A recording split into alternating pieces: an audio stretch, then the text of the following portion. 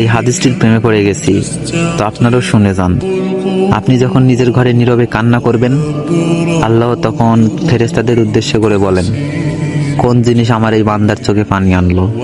ফেরেশতাগণ বলেন, আপনার বান্দা সুখে নেই, আপনার বান্দা অনেকদিন হাসেনি।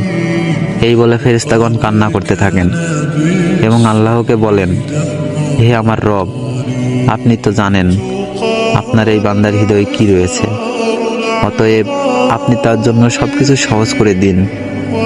আল্লাহ বলেন, আমার এই বান্দা এমন কিছু জীবন থেকে হারিয়ে ফেলেছে যে সে অধিক ভালোবেসেছিল।